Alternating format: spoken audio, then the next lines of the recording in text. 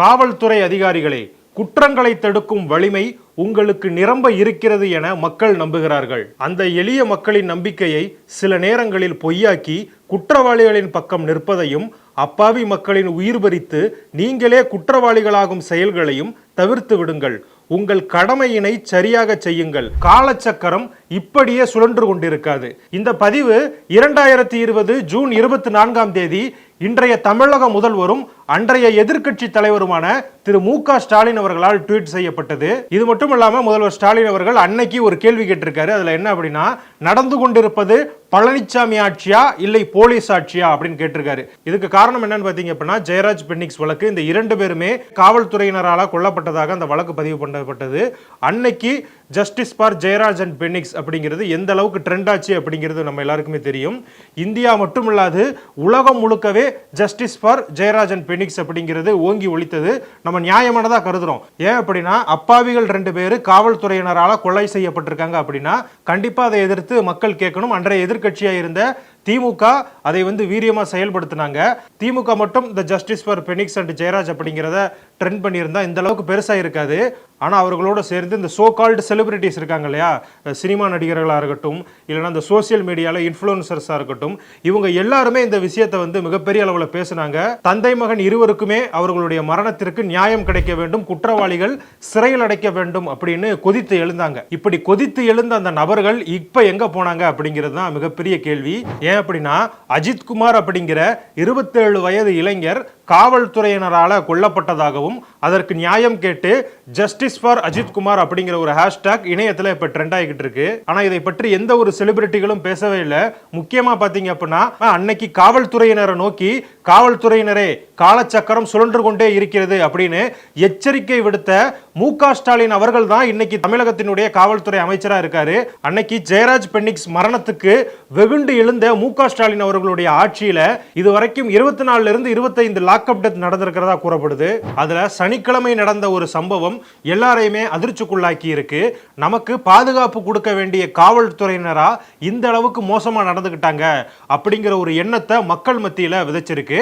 அந்த சம்பவத்தை பத்தி தான் இந்த வீடியோல முழுமையா நம்ம பார்க்க போறோம். சிவகங்கை மாவட்டம் திருப்புவனம் பக்கத்துல மடப்புறம் அப்படிங்கிற ஊர் இருக்கு. அங்க பிரசித்தி பெற்ற பத்ரகாளியம்மன் கோவில் இருக்கு.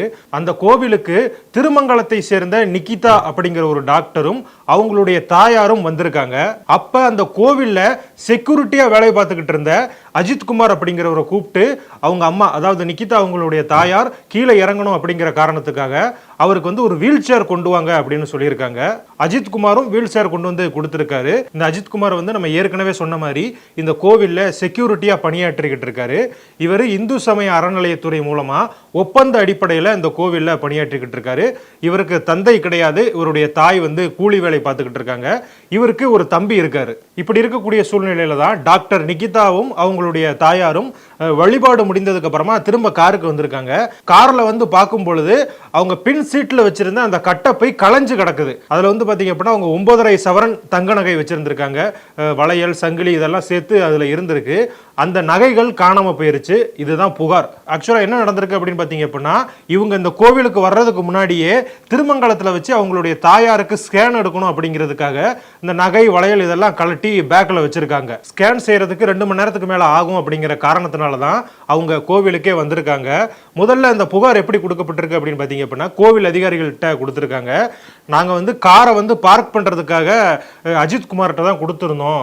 அதனால அஜித்குமார் தான் அந்த காரை பார்க் பண்ணாரு. சோ அவர் இந்த நகைகளை திருடி இருக்கிறதுக்கான வாய்ப்புகள் இருக்கு அப்படிங்கிற சந்தேகத்தின் பேர்ல அஜித்குமார் மேல புகார் கொடுக்கறாங்க. இதுக்கப்புறமா கோவில் நிர்வாகிகளோட அறிவுறுத்தலின் பேர்ல திருப்புவனம் காவல் நிலையத்துக்கு இந்த புகார் கொண்டு செல்லப்பட்டிருக்கு. நிகிதா திருப்புவனம் போலீஸ் ஸ்டேஷன்ல புகார் கொடுத்ததுக்கு அப்புறமா அங்க வந்த காவல்துறையினர் அஜித்குமாரை விசாரணைக்காக அழைச்சிட்டு போறாங்க. விசாரணையின் போது போலீசார் அவங்களுடைய ஸ்டைல்ல விசாரிக்கிறாங்க. அது என்னன்னு உங்களுக்கே தெரிஞ்சிருக்கும். அது மட்டும் இல்லாம அவருடைய போனை வாங்கி யார் யார்கிட்ட பேசியிருக்காரு அப்படிங்கிறதெல்லாம் ஆய்வு செய்யறாங்க. அவர் யார் யார்கிட்டலாம் பேசியிருக்காங்களோ அவங்கள கூட்டு அவங்க கிட்டையும் விசாரணை நடத்துறாங்க.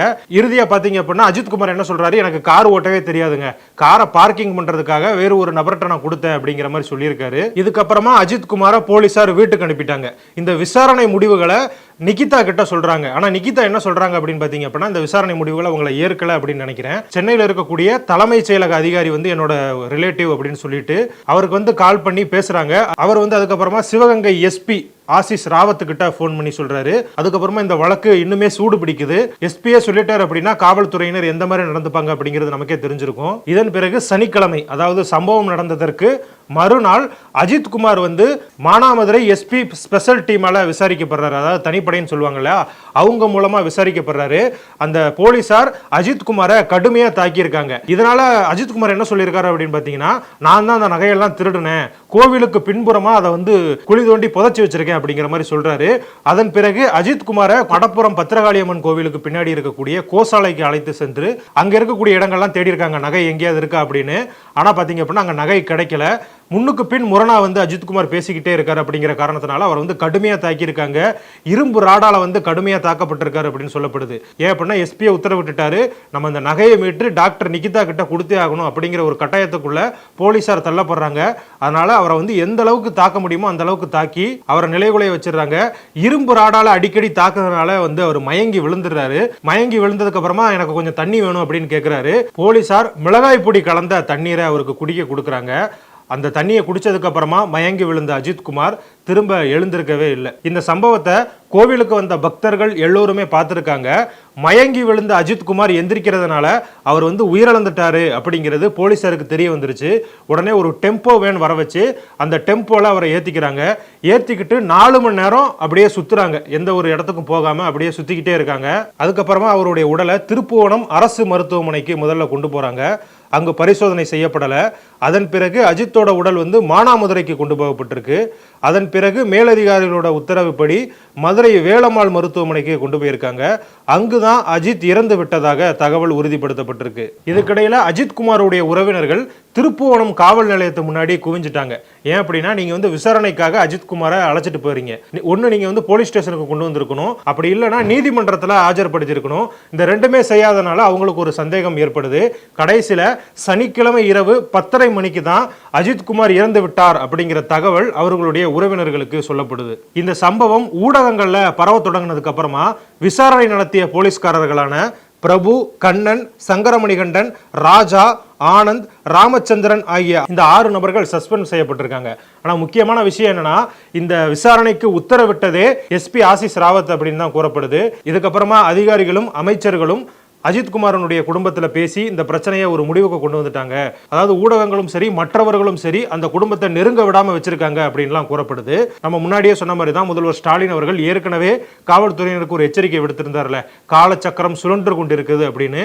இப்போ மக்கள் அனைவரும் அதே எச்சரிக்கையை மு.க. ஸ்டாலின் அவர்களை நோக்கி வைக்க வேண்டிய நேரம் வந்துருச்சு. ஏன்னா 1, 2 அப்படின்னா பரவாயில்ல, இதோட 24வது சம்பவமா 25வது சம்பவமா அப்படின்னு எல்லாருக்குமே குழப்பம் ஏற்படுது. அந்த அளவுக்கு லாக்அப் மரணங்கள் அப்படிங்கிறது இந்த ஆட்சியில தொடர்ந்து நடந்துகிட்டே இருக்கு. ஆனா இதை பத்தி எந்த ஒரு ஊடகமும் பெரிய அளவுல பேசி மக்கள் கிட்ட கொண்டு வரல அப்படிங்கிறதா மிகவும் அவமானகரமானது.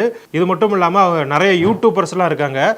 அதிமுக ஆட்சியில சின்ன ஒரு பிரச்சனை நடந்தாலும் அதை பூதாகரமா எடுத்து அவங்களுடைய யூடியூப் சேனல்ல பேசுவாங்க. அதுக்கு வந்து எந்த அளவுக்கு ஹைப் கொடுக்க முடியுமோ அந்த அளவுக்கு ஹைப் கொடுப்பாங்க. ஆனா நாளுக்கு நாள் இந்த ஆட்சியில எந்தெந்த பிரச்சனைகள் வருது, எந்த மாதிரியான பாதிப்புகளை ஏற்படுத்துது அப்படிங்கிறது இந்த யூடியூபர்களுக்கு தெரியலையா அப்படிங்கிறது தெரியல. அவங்க பாத்தீங்க அப்படின்னா ஹோம் டூரு, பாத்ரூம் டூரு அப்படின்லாம் போட்டுக்கிட்டு இருக்காங்க.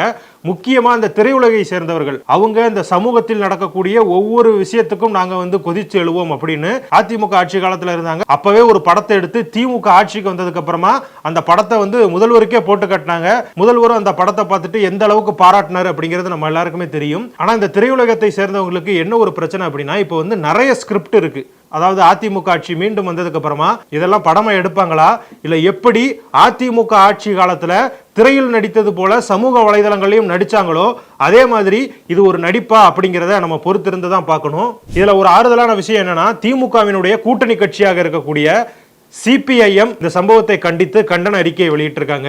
மற்ற எந்த கூட்டணி கட்சிகளுமே இந்த சம்பவத்தை பத்தி வாய் திறக்கவே இல்லை அப்படிங்கிறது தான் ரொம்பவே கொடுமையானது. நீங்க வந்து கூட்டணி தர்மம் அப்படிங்கிறது இருக்கட்டும், அது வந்து உங்க கூட்டணி கட்சிகளுக்காக மற்ற விஷயங்கள்ல நீங்க வந்து ஆதரவா இருக்கலாம். ஆனா ஒருத்தர் காவல்துறையினரால மோசமான முறையில் அடித்து கொலை செய்யப்பட்டிருக்காரு.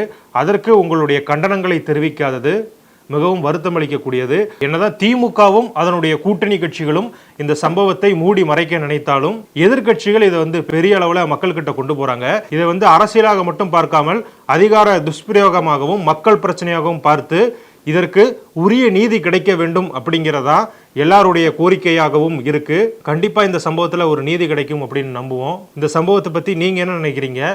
அஜித்குமாருக்கு ஜஸ்டிஸ் கிடைக்குமா அப்படிங்கிறத கமெண்ட்ல சொல்லுங்க. நன்றி.